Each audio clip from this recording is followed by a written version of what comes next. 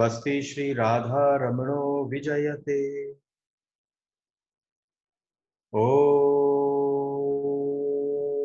श्री गणेशाय नमः। ओम श्री सरस्वत्यै नमः। ओम श्री गुरुभ्यो नमः। ओम नमो भगवते वासुदेवाय। ओम नमो भगवते वासुदेवाय।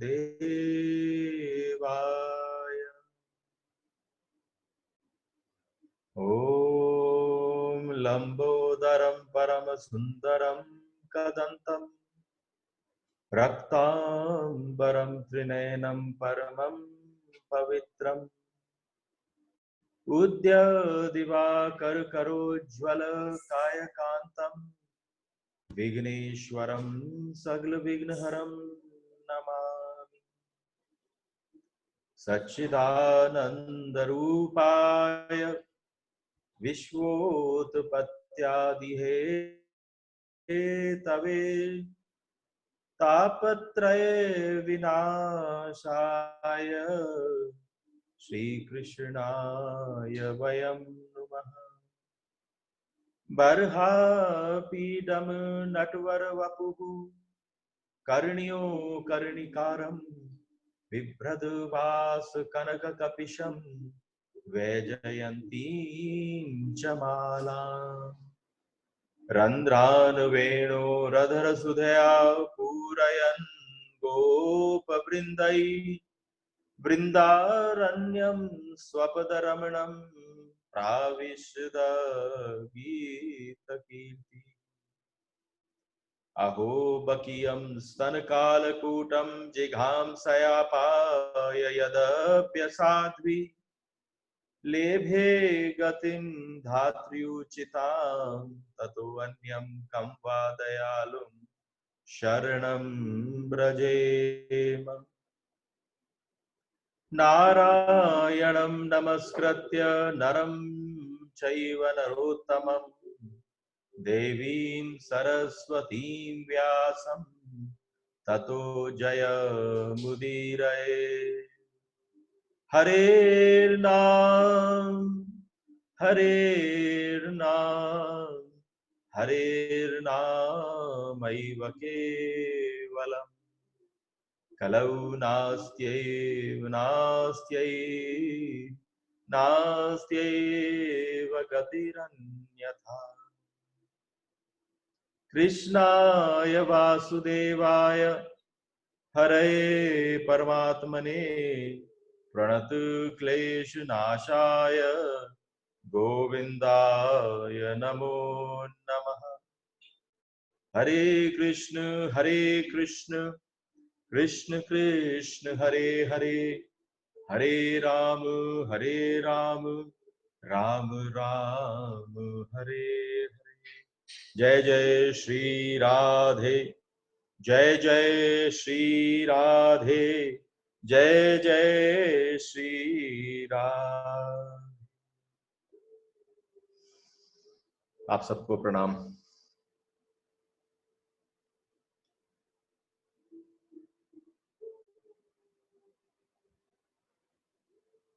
किसी भी विषय में प्रवेश ऐसे ही नहीं हो जाता, पहले मिलन होना बहुत आवश्यक है।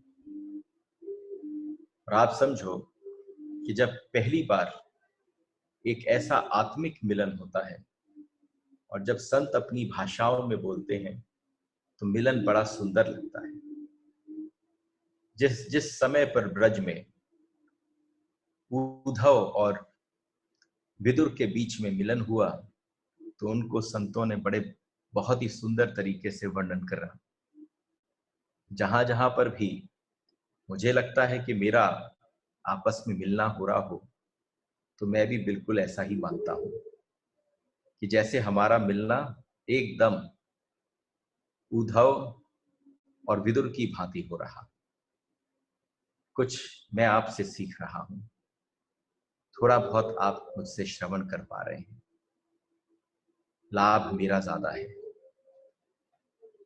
तो जब दोनों मिले तो संतों ने उस भावना को क्या कहा? संतों ने कहा, 4 मिले 64 खिले, 20 रहे कर जोड़। हरिजन से हरिजन मिले, बिह से 7 करोड़। 4 मिले 64 खिले। मेरी 2 आंखें, आपकी 2 आंखें, 2 और 2 मिलकर 4 हो गई।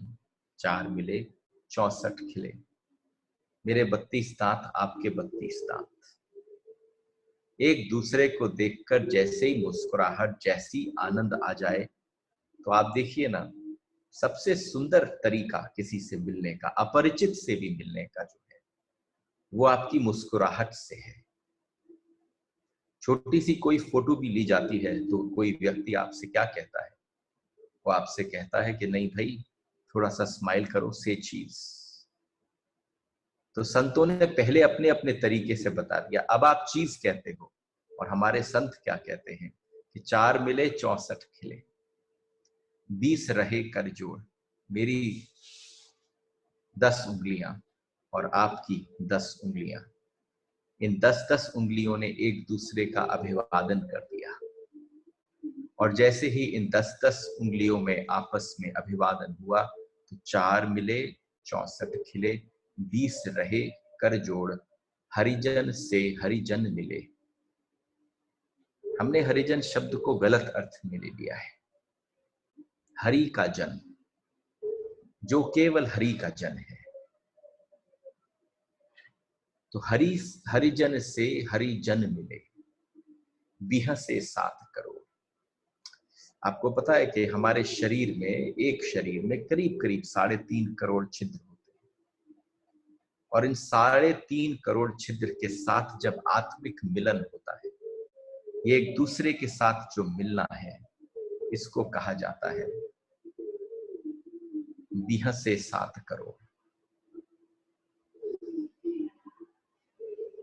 मुझे कभी कभी किसी चीज में प्रवेश करने से पहले बड़ा आनंद आता है कि मैं प्रवेश करने से पहले तैयारी प्रारंभ करूं कि हम सब मिलकर प्रवेश कैसे करें। तो कल थोड़ी बहुत जो कोशिश की गई, वो थोड़ी हृदय को तैयार करने की, भूमि को तैयार करने की गई। और अगर आपका हृदय, आपने अच्छी तरह से खुरपी और वो मुझे चलाने दी, और अगर थोड़ा बहुत भी उसका असर इस समय आप सबके ऊपर हुआ हो और उसका पता चला हो, तो आप समझो जो आनंद एक बार में, एक समय पर व्यक्ति को आता है, जब तैयार हो जाती है उसकी पूरी भूमि, तो वो जैसे भूमि अपने हृदय को खोल कर बैठ जाता है।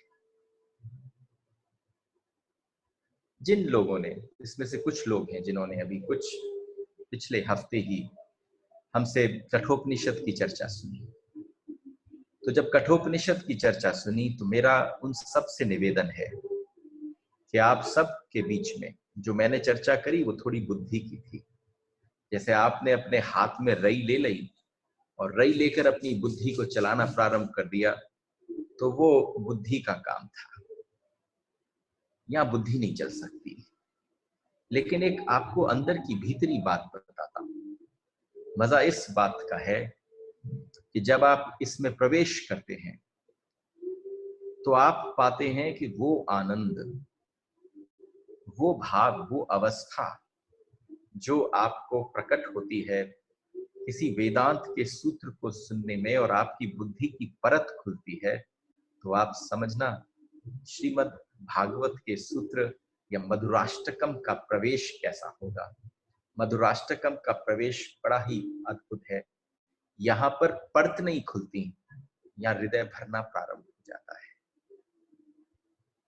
यहाँ हृदय भरना प्रारंभ हो जाता है। लेकिन हृदय भरने के लिए एक छोटी मोटी चीजें चाहिए। थोड़ी अवस्था है जहां पर आप भी तैयार हो जाएं कि कि किस प्रकार से कैसे आपने अपने हृदय को खोल कर रखा है। और इतना मुझे किसी को विलंब नहीं कराना, क्योंकि जो मधुराष्टकम के सूत्र हैं उसके पश्चात तो ऐसा है, फिर आपको संसार अपने आसपास एक बड़ा आनंद का विषय है। जिस व्यक्ति जो यहाँ पर भगवत भक्त बैठे हैं, जो भगवान को बड़े सुंदर सुंदर तरीके से श्रृंगार आदि करते हैं, उन सब लोगों से अगर मैं एक छोटी सी बात कहूं कि आप जब प्रवेश करते हैं अपने ठाकुर जी के कक्ष में या किसी मंदिर में पहुंचकर, तो वहां पहुंचकर जब सबसे पहली बार ठाकुर की छटा दिखती है, ठाकुर का आनंद दिखता है, तो कैसा अनुभव होता है? वो दर्शन है, एक दर्शन की प्रक्रिया है कि हम उन्हें कैसे देख पाएं, हमारे सामने भगवान कैसे खड़े हो। तो आप समझना, मैं आपको केवल दर्शन कराने वाला हूं, मेरे सामर्थ्य की बात नहीं है। और मैं राधारमण से बार बार विनती और प्रणाम करके आता हूं कि जब मैं आप सबके बीच में बैठूं तो मेरी जीवा पर भगवान स्वयं ही अपने आप ऐसी शब्दावली को प्रकट करें, जो शब्दावली आपके भीतर ठाकुर के साक्षात भाव को प्रकट कर दे। तो मधुराष्टकम है क्या? मधुर राष्ट्रकम में 56 बार भगवान मधुर शब्द का प्रयोग हुआ है। मैं मान सकता हूं ये 56 बार जब मधुर शब्द का प्रयोग हुआ होगा, उसके पश्चात से ही एक परंपरा चालू हुई जिसको हम 56 भोग ही कहते हैं। यानी भगवान के एक एक रूप, एक एक लावण्य, एक एक लौल्यता, एक एक मिठास को लेकर उनके सामने एक एक व्यंजन परोस दिया गया। तो मधुराष्टकम क्या है? मधुराष्टकम वास्तव में एक ऐसी व्यवस्था है कि जो दर्शन अभी आप कहीं जाकर करते हैं, तो वो दर्शन यहाँ पर बैठकर हम और आप करें, और आप अपनी अपनी मूर्ति का निर्माण कर लें। आप एक बात देखो, मूर्तिकार के पास जाते हो तो क्या है कि मूर्तिकार के पास तो मात्र एक शिला होती है पत्थर की, और मूर्तिकार क्या करता है, जब उसके ऊपर कोई कृपा, कोई कला की कृपा उसके ऊपर बरसती है, तो वो मूर्तिकार धीरे धीरे उसमें से एक एक चीज को, तो मूर्तिकार की एक कहावत है कि वो पहले ही उस शिला में छिपी हुई मूर्ति के दर्शन कर लेता है। एक भक्त के अंदर उसकी हृदय की अवस्था सबसे बड़ी कब मानी जाती है? जब वो पहले ही उस विग्रह के अंदर दर्शन कर ले साक्षात भगवान के, और जब उसे दर्शन हो जाए तो फिर कैसे कैसे एक एक चीज निकलती है। मधुराष्टकम भी वही मूर्ति है। आप सबको कहूं, जिस विग्रह को आपको निर्मित करना है, ये मेरे बस की निर्मित करने की बात नहीं है। मैं तो आपको सिर्फ सूत्र देने वाला हूं। आपके हृदय की, आपकी बुद्धि का कौशल, आपके नेत्रों का आनंद, आपके कर्नेंद्रियों से जो रस आपके भीतर प्रविष्ट करते हैं, उस रस से जो प्रकट होता है, उस रस से जो निकल कर बाहर आएगा, वो और कुछ नहीं होगा। वो एक भक्त के हृदय से चलती हुई छोटी छोटी हथौड़ी और छलनी सी होगी कि वो धीरे धीरे उस मूर्ति का आविष्कार कर दे। जिस समय मधुराष्टकम पूरा सुनकर तुम बाहर निकलो, तो तुम्हारा परिचय भी श्याम सुंदर से हो जाए। क्योंकि जैसे ही मूर्तिकार करता है, तो मूर्तिकार करता क्या है, जैसे ही मूर्ति सामने उसके पाषाण आता है, वो उसमें से एक एक चीज उभारना करता है। गोपियों का सारा संबंध, सारा आनंद जो है वो किससे भरा पड़ा है? वो सारा का सारा आनंद केवल एक ही बात से भरा पड़ा है कि उनको सारा रस कहां से प्रारंभ हुआ। जिस गोपी के मुख से निकला होगा अधरम मधुरम, तो वो सोचो उसने कैसे उस कृष्ण के अधरों को पान करने की चेष्टा करी होगी। कहीं न कहीं तो वो रस की उपलब्धि उस गोपी के जीवन में हुई होगी। जिसने उस रस को उपलब्ध किया होगा, तब वो गोपी बोल पाई होगी कि अधरम मधुरम। अभी सूत्र में प्रवेश नहीं किया है मैं तो केवल आपको बता रहा हूं। जब सारे ऋषि एक बार परमात्मा के पास पहुंच गए, तो सब ऋषियों ने जाके परमात्मा से कहा, ऐसी कौन सी विशेषता है उस गोपी में, ऐसी कौन सी उसकी स्तुतियां हैं, ऐसी कौन सी उसकी प्रार्थनाएं हैं, ऐसा कौन सा उसका तप है परमात्मा। हे गोविंद आप बताओ कि जब वो कहती है कि खड़े हो जाओ तो तुम खड़े हो जाते हो, वो कहती है बैठ जाओ तो परमात्मा तुम बैठ जाते हो, छचिया पर छाछ पर आपको नाच नचाती है, अपने हाथ पर थोड़ा सा छाछ रख लेती है और कन्हैया को बुलाकर अपनी उंगली से इशारा कर कर कहती है, आ जाओ कन्हैया मेरे पास ये छाछ है, तुम अपने अधरों से इसका पान कर लो। और जैसे ही कन्हैया पास आते हैं तो वो उस छचिया पर छाछ पर जो एक हाथ पे एक चम्मच के बराबर भी छाछ नहीं है, उतने से छाछ के लिए वो नाच कर दिखाना प्रारंभ कर देते हैं। जो ब्रह्म को नचा दे वो गोपी कैसी होगी। इसलिए आपसे कहा था गोपी बनकर आना, इसलिए आपसे कहा था कि गोपी बनकर आना, क्योंकि जैसे ही आप गोपी बनकर आए तो बात अलग हो जाएगी। क्योंकि सारे ऋषि और उन्होंने कहा, अरे भैया जब छोटा सा एक बालक होता है ना, जब छोटा सा एक शिशु होता है और मैया के स्तनों से वो अपने मसूड़ों से बार बार अपने मैया के स्तन को पकड़कर दबाकर उसमें से दूध की धारा अपने भीतर ले जाता है, तो जब वो छोटा सा शिशु जो होता है उसके जब मसूड़े फूल रहे होते हैं तो फूलते हुए मसूड़ों से वो फिर मैया के स्तनों से दूध को नहीं खींच पाता। तो भैया ये जो रस मिला है गोपियों को किससे मिला है? तो इन सब महात्माओं ने कह दिया, इन टीकाकारों ने कह दिया कि वो जो रस गोपियों को व्याप्त है, वो जो नाम में रुचि है, क्योंकि गोपियों के पास क्या है जो ऋषियों के पास नहीं है? गोपियों के पास नाम है, और नाम से भी बड़ी बात है कि गोपियों के पास नाम के प्रति रुचि। तो सब सारे ऋषियों ने पूछा कि उसको ये नाम और नाम से रुचि किससे प्राप्त हुई? तो उन्होंने कहा लक्ष्मी से प्राप्त।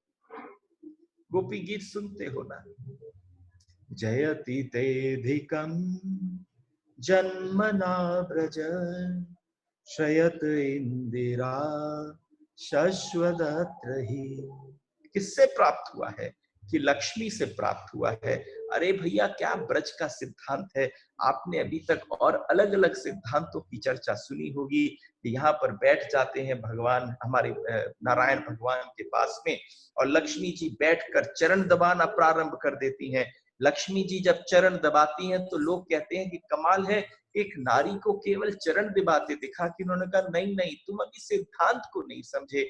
जैसे छोटे से बालक के मसूड़े जो हैं वो मैया के स्तनों से दूध को अपने मुख में नहीं ले सकते, तो मैया क्या करती है, मैया स्तन को पकड़कर उसको दबाती है, और उस दबाने के पश्चात जो दूध की एक बूंद उसके उस शिशु के मुंह में प्रवेश करती है, तो वो दबाने से प्रवेश करती है। यहाँ पर लक्ष्मी क्यों दबा रही है चरण? वो इसलिए चरण दबा रही हैं कि इनमें जो रस भरा पड़ा है, इनमें जो सिद्धांत भरा पड़ा है, इनमें जो प्रेम का द्रव्य भरा पड़ा है, वो सारा भरा हुआ द्रव्य जो है वो शीशियों में भरकर सारे भक्तों में वितरण कर दिया जाए।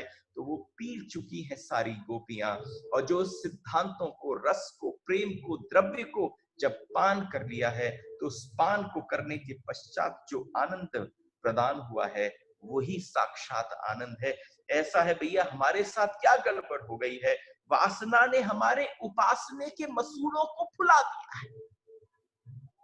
वासना ने हमारे उपासना के मसूड़ों को फुला दिया है। हम अब भगवान के नाम में रुचि नहीं ले पा रहे। तो नाम में रुचि कैसे हो जब तक दर्शन नहीं हो साक्षात? इसलिए आपके सामने छोटा सा निवेदन है, मधुराष्टकम लाए कि आप एक बार दर्शन करें, और जब एक बार आपने दर्शन कर लिया तो आपको पता चलेगा ये सिद्धांत कहां से आया।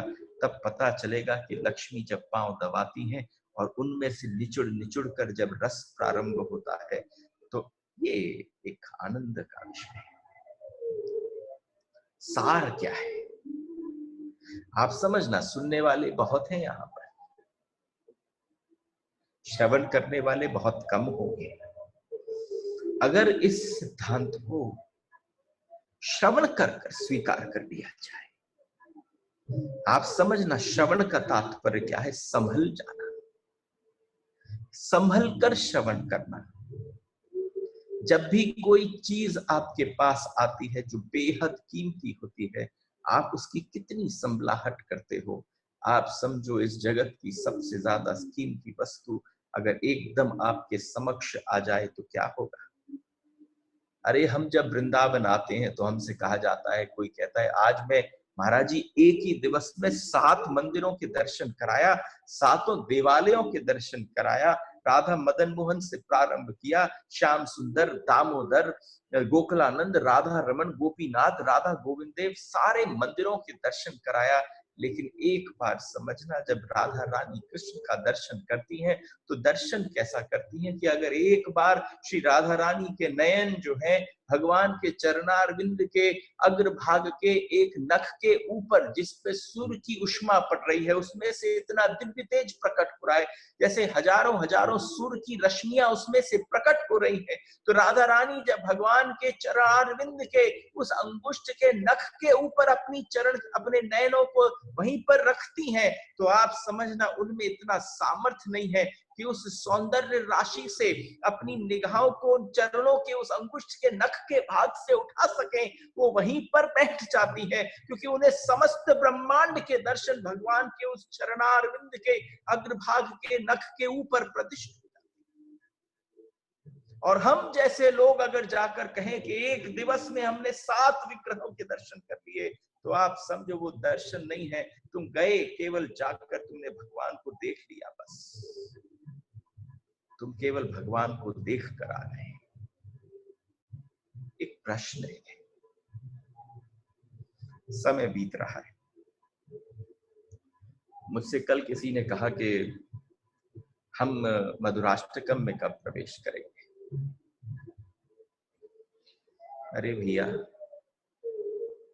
अभी तो मैंने छोरा भी इंट्रोड्यूस ना कराया। तुम्हारी बुद्धि रूपी कन्या के लिए मैं कौन सा वर वृंदावन से लाया हूं, अभी उसका भी परिचय नहीं कराया। और तुम फल की बात कर रहे हो, उस दंपति से जो होगा भक्ति हमारी, हम प्रवेश कब करेंगे मधुराष्टकम में? मधुराष्टकम में प्रवेश तब करोगे जब तुम्हारी बुद्धि ये जानने को तैयार हो जाएगी, तुम्हारी बुद्धि ये ग्राह करने को तैयार हो जाएगी कि हाँ, मैंने सारे संसार की जितनी भी वासनाएं हैं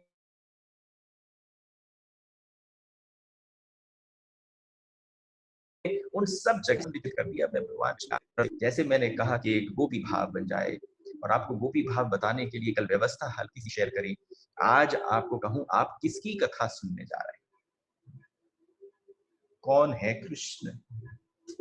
जितने सुन चुके हो, आप सबसे प्रश्न करता हूं, कौन है कृष्ण? क्या तुम्हारा परिचय हो रखा है कृष्ण से? तुम जानते भी हो कि कौन है वो? तुमने बस शास्त्रों में थोड़ा बहुत सुन लिया, तुमने थोड़ा बहुत सुन लिया कि गर्गाचार्य आए और भगवान कृष्ण को भगवान का नामकरण कर गए।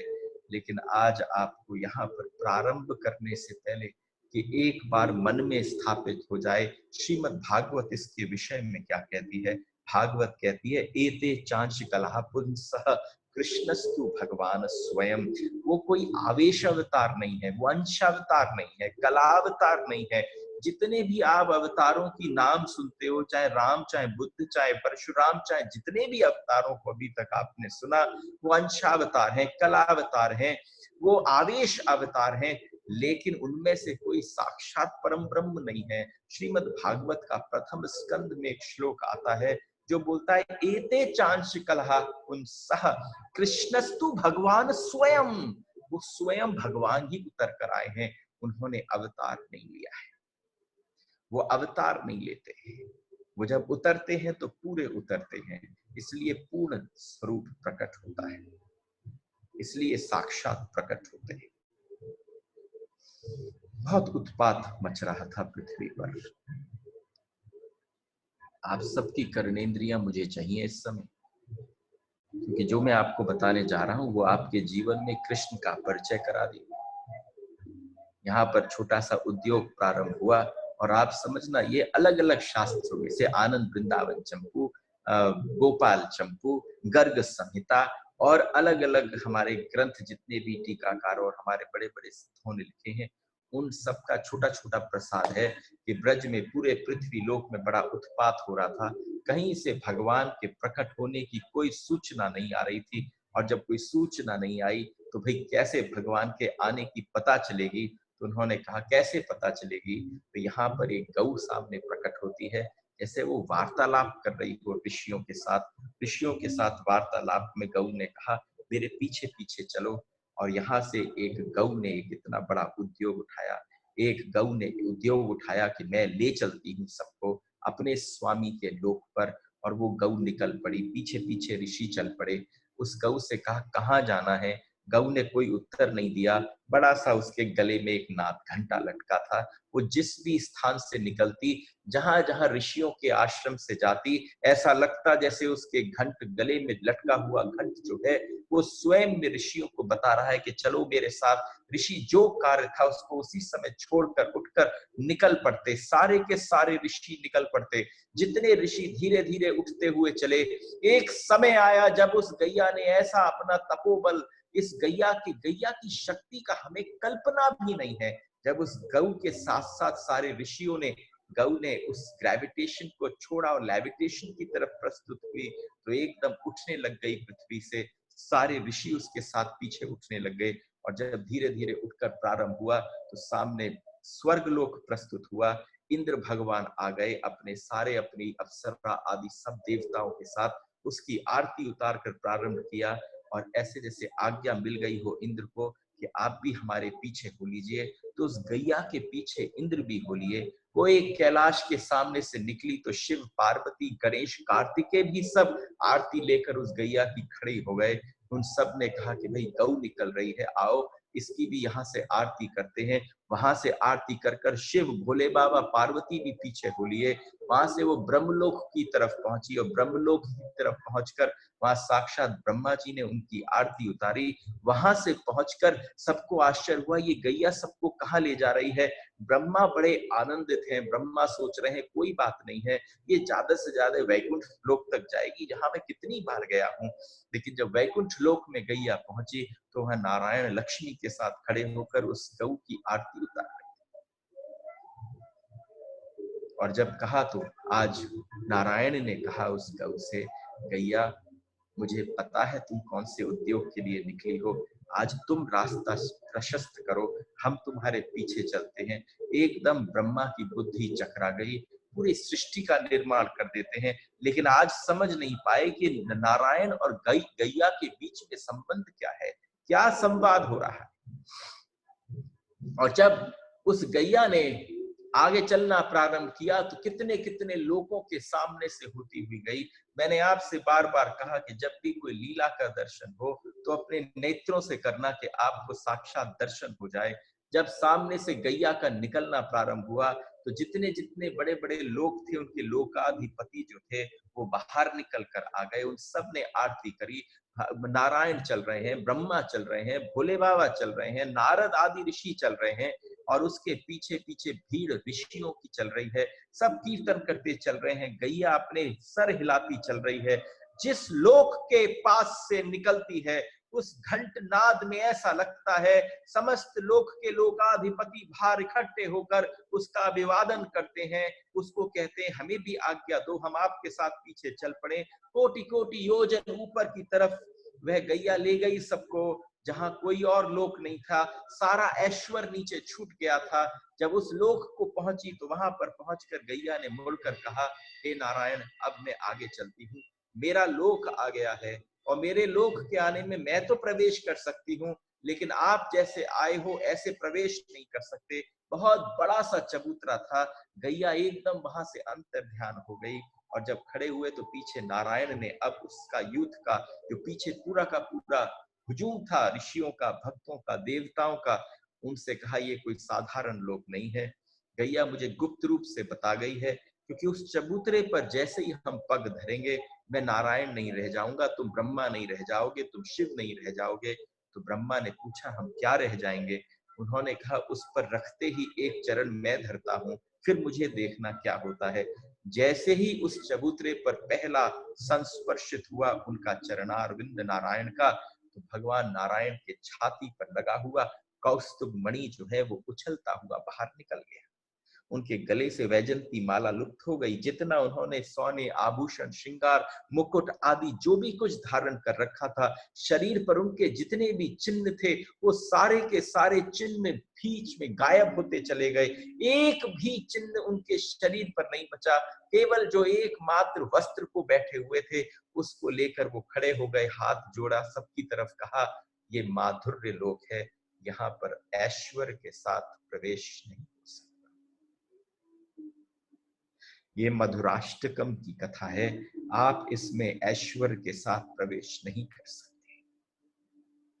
जब उस माधुर्य लोक में नारायण की नहीं चलती है, तो हमारे इस मधुराष्टकम में हमने जिन जिन चीजों से ऐश्वर्य बांध रखा है, उस सबको यहीं गिरा दो। क्योंकि जब ब्रह्मा ने पांव रखा, तो उनके जो और एक्स्ट्रा मुख थे, वो सारे लुप्त हो गए।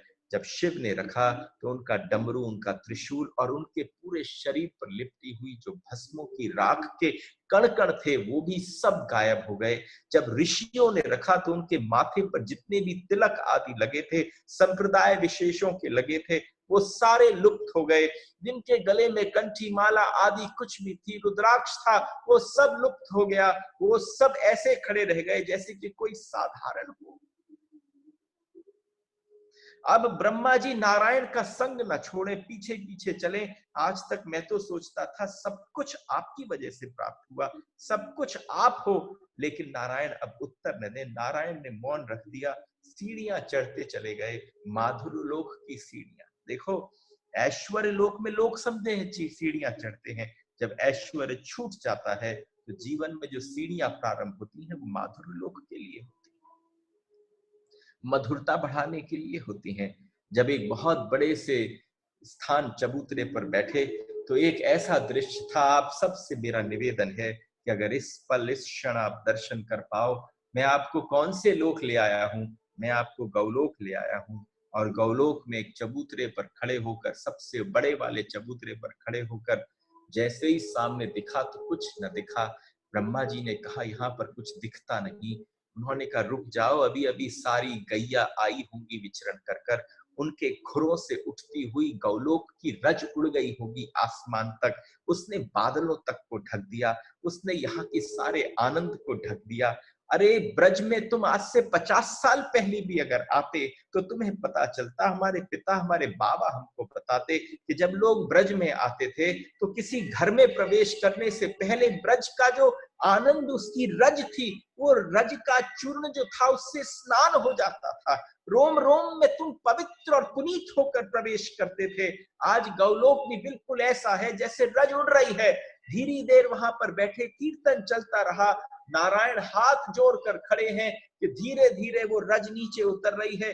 गैयाओं के खुरों से उठी थी, वो जैसे जैसे नीचे की तरफ उठ रही है, वो नीचे नीचे जैसे जाना प्रारंभ होता है, तो दर्शन किस बात का हुआ कि इस छोर से लेकर उस छोर तक एक श्वेत रंग का नाग था। एक एक एक वैकुंठ लोक में एक नाग है जो श्याम वर्ण का है। यहाँ पर गौलोक में एक सर्प है, शेष है, जो श्वेत वर्ण का है। उसकी जीभ लपलपाती नहीं है, वो सात्विक भाव में बैठा है। उसने जैसे छत्र कर रखा है, इस भाव में बैठा है। लेकिन उसकी अनंत मुखों की कोई सीमा नहीं है। एक कोने से देखो तो दूसरे कोने तक तुम्हें बैठा हुआ वो केवल एक शेष दिखता है। हजारों लाखों करोड़ों उसके मुख हैं, लेकिन उसकी आंखों में ऐसा भाव, ऐसी भक्ति झलकती है। उसकी छाया के नीचे भी कुछ होगा, लेकिन अभी जैसे जैसे धीरे धीरे ये धूल, जैसे जैसे नीचे नीचे ये रज आती है नीचे की तरफ, तो नीचे से प्रकट होना चालू हो जाता है गिरिराज का पर्वत।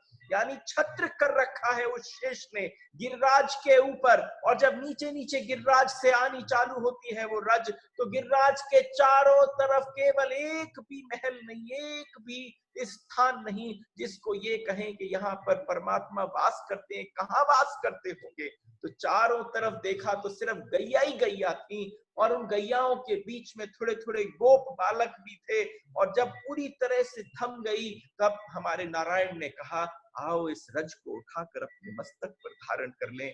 सबने मस्तक पर धारण किया और गौलोक में प्रवेश किया। कतार लगी हुई थी, सब कतार में लग गए। ब्रह्मा थोड़े कतार से अलग हटे, तो वहां पर चंद्रनना नाम की सखी थी, जिसने एक सूटी लेकर ब्रह्मा के पीछे मारी और ब्रह्मा से कही, चौरे कौन से लोक का ब्रह्मा है तू? ब्रह्मा को पता नहीं था कि वो कौन से लोक के ब्रह्मा है, इसलिए ब्रह्मा ने नारायण की तरफ देखा, तो नारायण ने उत्तर दिया कि प्रभु की, हमारे गोविंद की कृपा से जब मैं वामन बना तो मेरे बाएं पग के अंगुष्ठ के नख से जो लोक फट गया था, मैं उस लोक का नारायण हूं, ये उस लोक का ब्रह्मा है, ये उस लोक के शिव है। गोविंद के दर्शन की अभिलाषी आए हैं दर्शन कर। कोई महल नहीं था, कोई बहुत बड़ा दरबार नहीं लगा था, सिर्फ गिरिराज था, चारों तरफ गैया थी। ब्रह्मा जी को एक दृश्य देखकर बड़ा आनंद हुआ कि वहां पर जितने भी कौतुक भी हुआ, क्योंकि जितने भी गोप उन गैयाओं की देखभाल कर रहे थे, उन सब के छातियों पर कौस्तुभ मणि का चिन्ह था, कौस्तुभ मणि थी और उनके श्रीवत्स का चिन्ह था। तो उन्होंने नारायण से पूछा कि एक बात मुझे पूछनी है, कि ये सबकी छाती पर ये कौस्तुभ मणि का कौस्तुभ मणि और श्रीवत्स का चिन्ह है और आपका लुप्त हो गया। तो उन्होंने कहा, क्या बताऊं, इनमें से कोई भी नारायण बनकर किसी भी लोक में भेजा जा सकता है। ये जितने गोप यहाँ गौओं की सेवा कर रहे हैं, ये सारे के सारे भगवान के ही अनुचर हैं। किसी भी पल, किसी भी समय भगवान को किसी को यहाँ से किसी और लोक में भेजना हो, लेकिन वो अपना सौभाग्य समझते हैं कि वो हमारे गोविंद की गैयाओं की सेवा कर रहे हैं। एक छोटी सी शिला हल्की सी सरकाई गई और उस शिला के अंदर आओ प्रवेश करते हैं, भगवान कहाँ विराजते हैं। आप माधुर्य लोक में हो, और माधुर्य लोक में जब प्रवेश हुआ तो जैसे ही उस शिला के अंदर प्रवेश किया गया, आप अगर मेरी वाणी से दर्शन कर पाओ तो इससे बड़ा आशीर्वाद मुझे और श्रोता कोई न दे पाएगा। जैसे ही वो शिला हटी, चंद्रनना नाम की सखी कोने पर खड़ी थी, उसने एक एक करके सबको अंदर दिया। अंदर प्रवेश कर कर कहा कि ऐसा है, जैसे ही जाओ तो भैया उल्टे हाथ को मुड़ के पूरी प्रदक्षिणा कर लेना, अपने आप मार्ग तुम्हारा बनता चला जाएगा। वो प्रदक्षिणा करते चले गए। 1008 दल का कमल था, और उस कमल दल पर जब नीचे की तरफ झांका तो सारे लोक लटक रहे थे। उनमें से हल्के से ऊपर की तरफ रास्ता उठा तो 108 दल का कमल था, उसके ऊपर एक मार्ग उठा तो 16 दल का कमल था। 16 दल के कमल पर जाकर कोई मार्ग न दिखा, सब अपने कमल के दलों पर जाकर खड़े हो गए। सारे देवता सब जितने भी थे सब खड़े हो गए।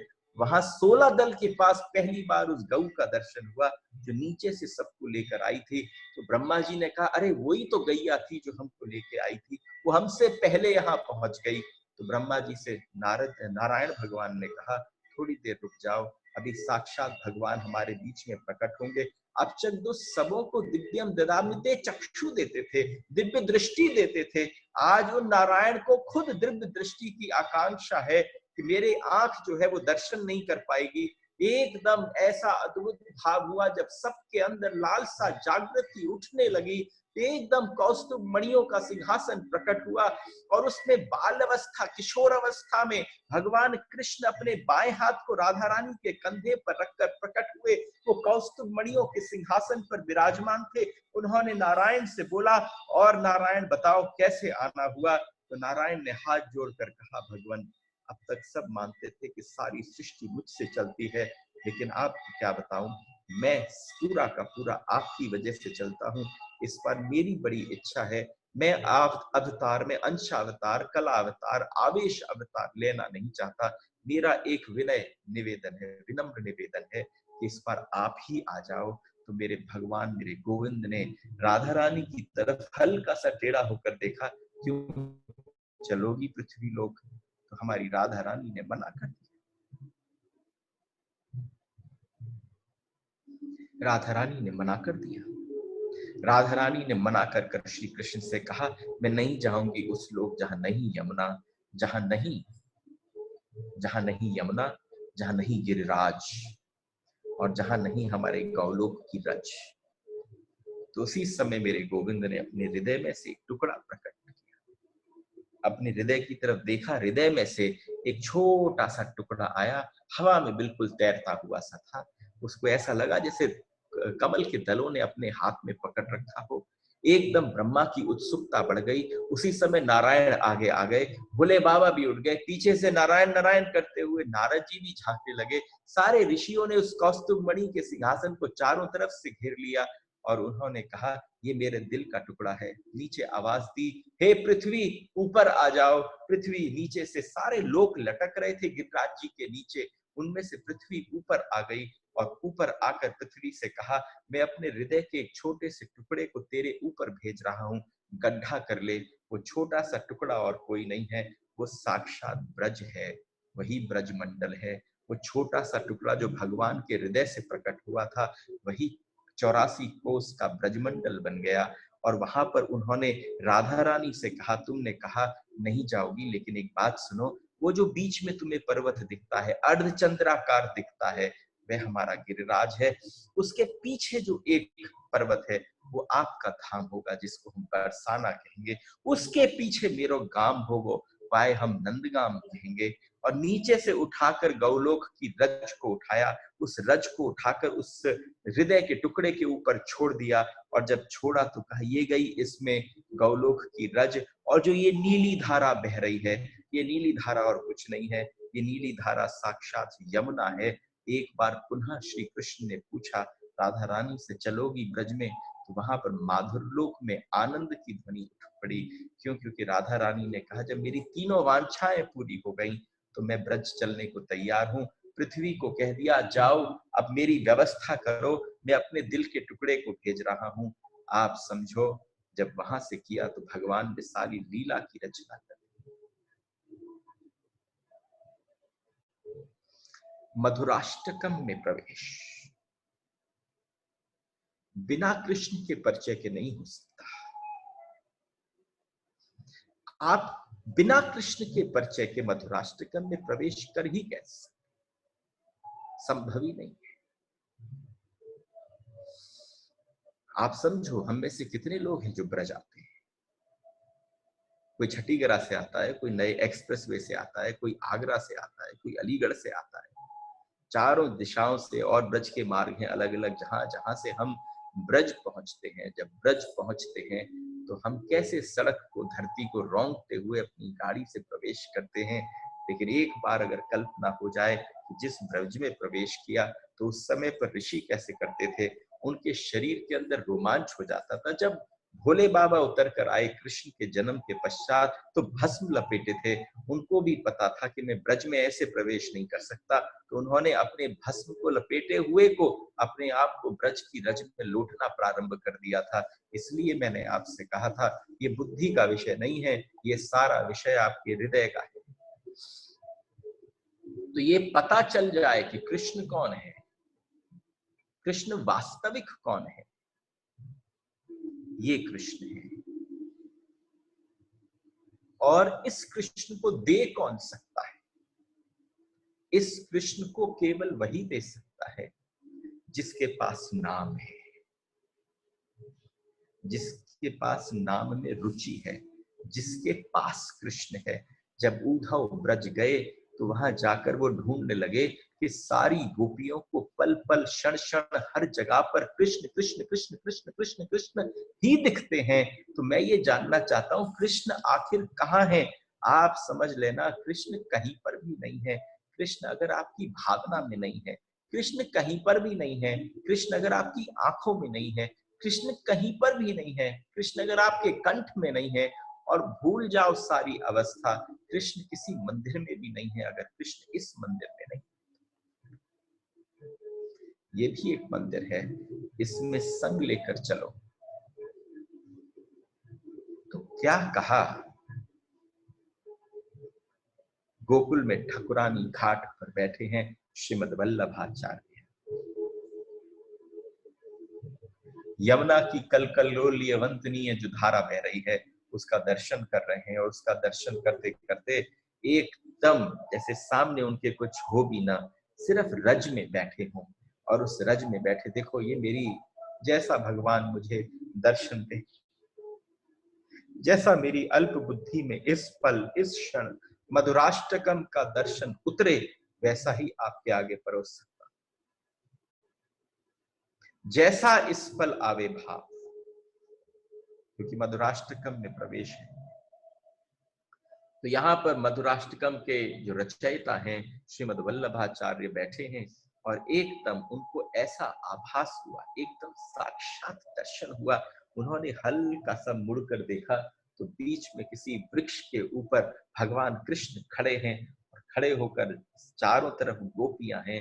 गोपियां उनकी दर्शन लालसा, ऐसी दर्शन लालसा है, ऐसी भाव, ऐसी उत्कंठा है। अरे भैया कैसी दर्शन लालसा है, जैसे कि व्यास जी ने भेज दिया अपने शिष्यों को शुकदेव के पास और जाकर कह दिया जाओ उसको सुना कराओ, बरहा पीडम नटवर वपु कर्णियो कर्णिकार, बरहा पीडम नटवर वपु कर्णियो कर्णिकार। और जैसे ही श्रवण किया सुखदेव जी ने, तो सुखदेव जी को श्रवण करते ही एकदम जैसे किसी से प्रीति हो जाती है, इतना भाव, इतना हृदय भर गया कि उन्होंने छूटते ही एक बार को जैसे ही चाहा कि भगवान ने जो अभी मुझे दर्शन कराए, बरहा पीडम नटवर वपु कर्णियो कर्णिकार, इसको मैं आपके साथ शेयर करूंगा आराम से, क्योंकि आज द्वितीय दिवस है और मैं हल्का सा स्पर्श करना चाहता हूँ कि आप लोगों को ऐसा न लगे मैं अभी तक मधुराष्टकम को स्पर्श नहीं कर पाया।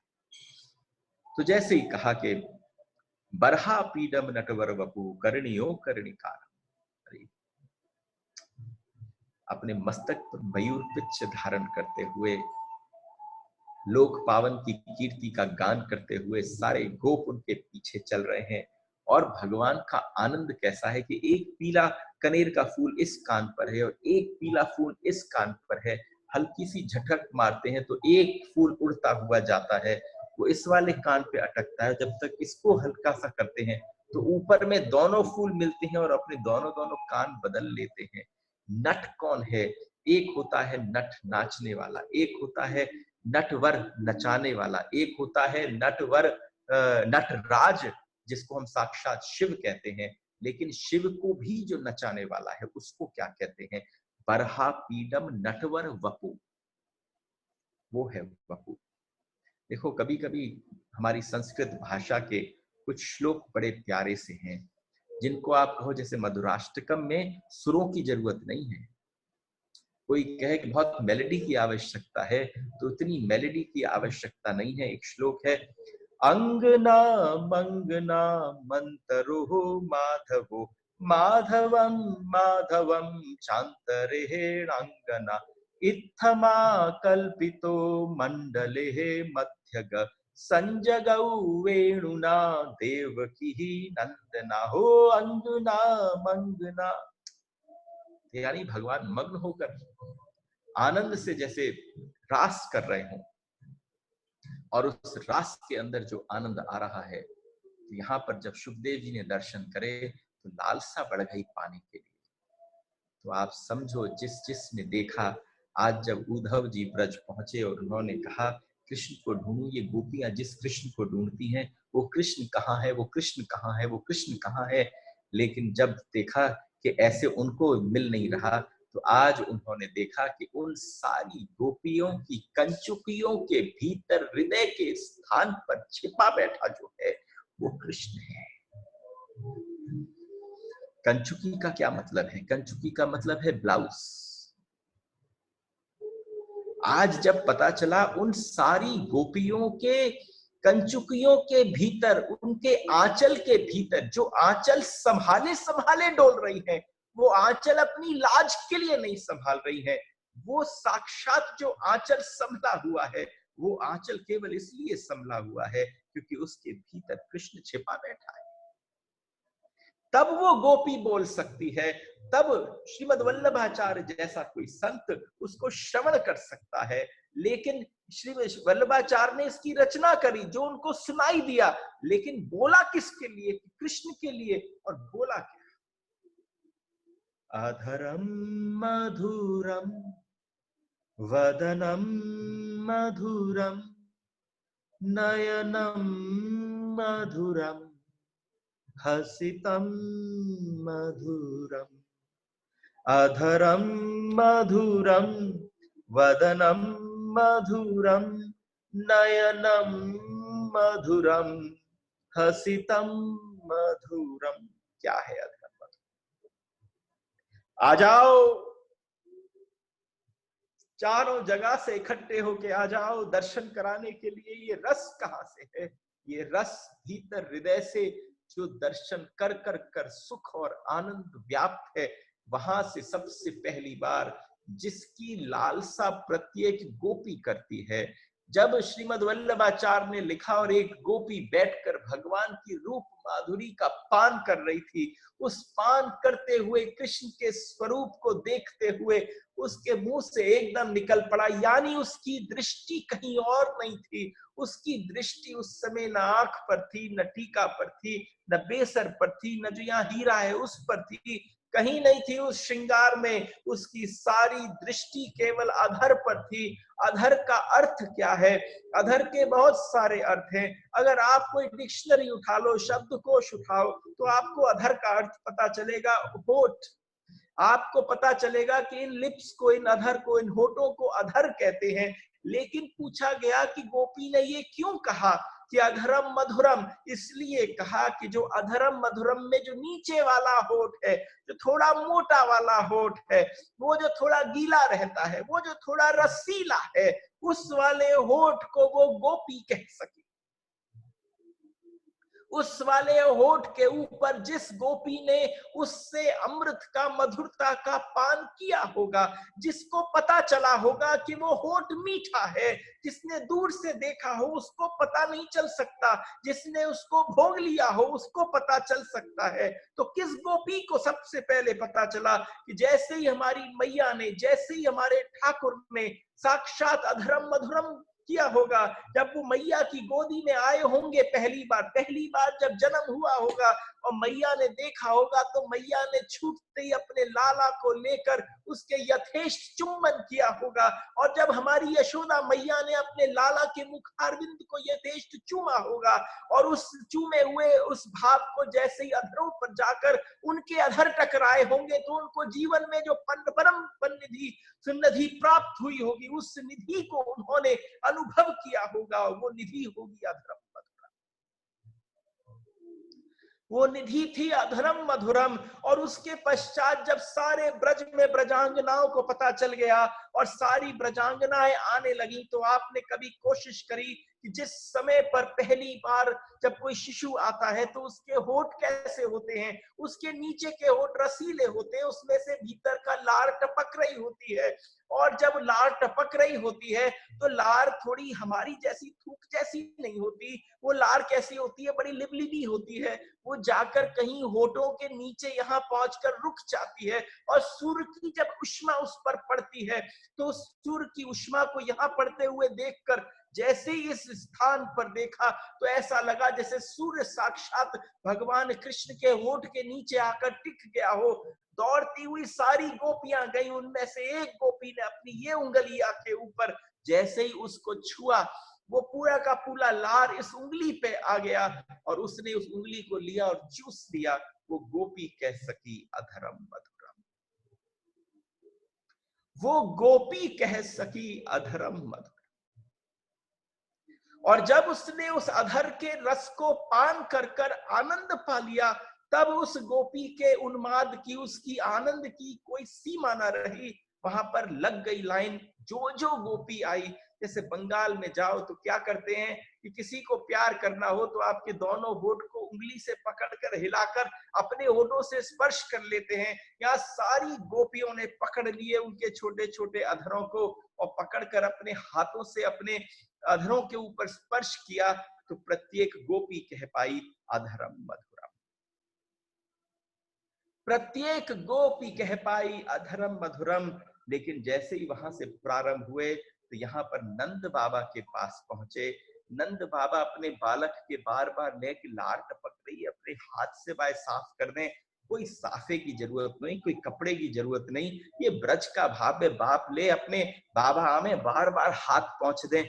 और एकदम जैसे ही वहां पर किसी ने बाबा के लिए कुछ भेजो खाने के लिए, उन्हें बिल्कुल पता नहीं था, उन्होंने उसी हाथ से लिया और जैसे ही पाया तो एकदम अपने चारों तरफ देखने लगे कि ये इतनी मिठास कहां से आ गई। और यशोदा मैया घूंघट में अपना मुंह देकर कस के जोर जोर से हंसने लगी कि पूरे दिन लाला की लार पहुंच दे लो, आज जैसे ही तुमने जैसे ही भोग आरोगो, वह भोग के संग लाला की लार जो थी अधर से लिपटी हुई तुम्हारे मुख में घुस गई। और नंद बाबा बोल पड़े अधरम मधुरम।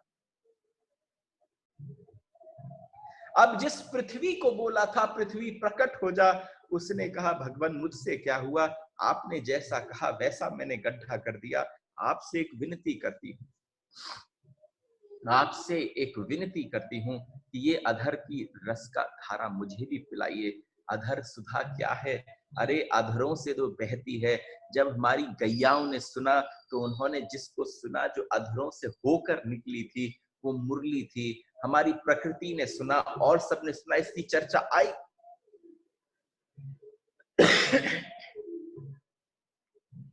और जब भगवान ने प्रारंभ कर दिया, घुटवन चलना प्रारंभ किया, और जैसे ही घुटवन चलना प्रारंभ किया तो घुटवन चलते चलते एक दिन उनके मुख में से जो अधर की धारा थी वो एक दिन चांस की बात है, भगवान को प्रसाद देना होगा। उस दिन ये धारा हल्की सी टपकती हुई सी जाकर टपक पड़ी, और जैसे ये टपकी उस धरती के ऊपर तो पृथ्वी बोल पड़ी अधरम मधुरम। और जब भगवान पहुंचे यमुना के किनारे और वहां जाकर उन्होंने अपने आप को जैसे ही स्पर्श किया तो यमुना की धाराओं से भगवान के ओष्ठ, नीचे के ओष्ठ का जब मिलन हुआ, उसमें जो लार थी उससे मिलन हुआ, तो यमुना को भी जो रसमय कहते हैं वो यमुना रसमय हो कैसे गई, इसलिए हो गई क्योंकि उसको कहते हैं अधरम मधुरम। अधरम यानी ये तो अधर का एक अर्थ है, जिसको देखकर तुम्हें धीरज न रहे। ये दूसरा अर्थ है, अरे तुम किसी मंदिर में जाते हो, भगवान की कोई लीला का दर्शन करते हो, आपके पास भी रोज आपके फोन में कोई दर्शन आता हो और उस दर्शन को कर कर तुम पागल हो जाओ, तुम्हारा धैर्य खो बैठे, जिस पल धैर्य खो बैठे, उस खो जाने वाले धैर्य को जो संस्कृत में बोलते हैं उसको बोलते हैं अधरम मधुरम। लेकिन बात एक तल की है, इससे ऊपर का तल क्या है, तुमने भगवान को देखा, तुम अपना धैर्य खो बैठे। तुम कल्पना करो अगर तुम्हें भगवान देख लें, अगर गोपी सामने खड़ी है और भगवान के चक्षु केवल गोपी को देख रहे हो, और जब भगवान ने गोपी को देखा तो गोपी के मन में क्या हुआ होगा। अगर आज की भी अवस्था में तुम किसी मंदिर में पहुंच जाओ, साक्षात भगवान तुम्हें ही देखते दिखे, तो तुम समझना उस समय तुम्हारी हालत क्या होगी। उस अवस्था को कहते हैं अधरम। इसलिए वो गोपी कह सकी अधरम मधुरम वदनम मधुरम नयनम मधुरम हसितम मधुरम हृदयम मधुरम गमनम मधुरम मधुराधिपते रखिलम मधुरम। आज जाना, आज अपने इष्ट, अपने परमात्मा, अपने ठाकुर के पास जिसको तुम बेहद लाड करते, और जाकर एक बार उसे दिल खोल कर देखना, और देखना क्या तुमने उसके बहते हुए आनंद से उन अधरों को कभी ऐसे देखा है कि उसमें से रस धारा बह रही हो और तुमने अपनी छोटी सी उंगली से उठाकर उसको चाटा हो तो अनुभव होगा अधरम मधुरम क्या होता है। आज यहीं पर विश्राम करते हैं, अधर्म अधर्म के साथ वास करें और उसके पश्चात कल इसकी आगे की चर्चा करेंगे। अभी अधर्म अधर्म पूरा नहीं हुआ, थोड़ा सा बाकी है। आप सबको प्रणाम।